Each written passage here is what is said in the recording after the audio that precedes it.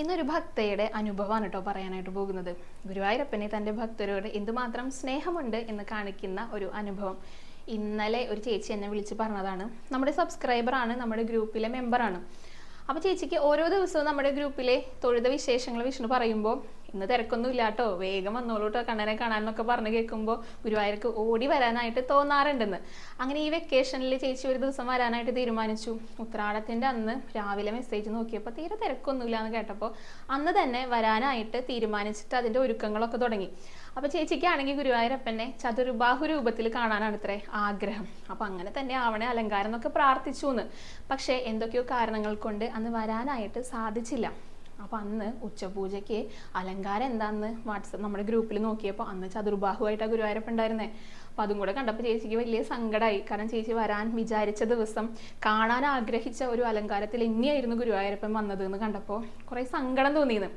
അപ്പോൾ പിന്നെ ഒന്നും ആലോചിച്ചില്ല, എത്രയും പെട്ടെന്ന് ഇനി അടുത്ത ദിവസം തന്നെ ഗുരുവായൂരപ്പനെ എന്തായാലും വന്ന് കാണണം എന്ന് വിചാരിച്ചിട്ട് ഇന്നലെ ചേച്ചി പിന്നെയും വരാനായിട്ട് ഒരുങ്ങി. നമ്മുടെ ഗ്രൂപ്പിൽ എടുത്ത് നോക്കിയപ്പോൾ നല്ല തിരക്കുള്ള ദിവസമായിരുന്നു എന്ന് ഇന്നലെ വിഷ്ണു പറഞ്ഞിട്ടുണ്ടായിരുന്നത്.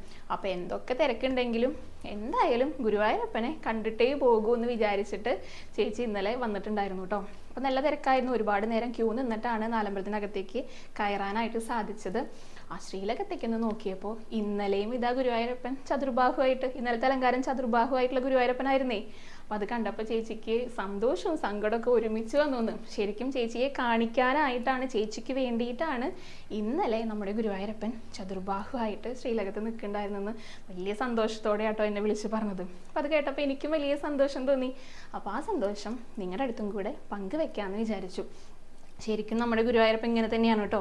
ഭഗവാനെ കാണാൻ ആഗ്രഹിക്കുന്ന രൂപത്തിൽ തന്നെ ഭഗവാൻ പലർക്കും ദർശനം നൽകാറുണ്ട്. ഒരുപാട് അനുഭവങ്ങൾ എൻ്റെ അടുത്ത് വിളിച്ച് പറയാറുണ്ട് കേട്ടോ.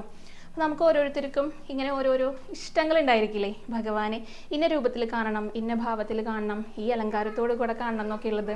അപ്പം അങ്ങനെ ആർക്കെങ്കിലും അങ്ങനെ ഒരു ആഗ്രഹം ഉണ്ടെങ്കിൽ, ഏതൊക്കെ രൂപത്തിലാണ് ഏതൊക്കെ ഭാവത്തിലാണ് ഗുരുവായൂരപ്പനെ കാണണമെന്ന് ആഗ്രഹം ഉണ്ടെങ്കിൽ ആ ഒരു അലങ്കാരം ഏതാണെന്ന് നമ്മുടെ കമൻറ്റ് ബോക്സിലൊന്ന് പറയൂ കേട്ടോ.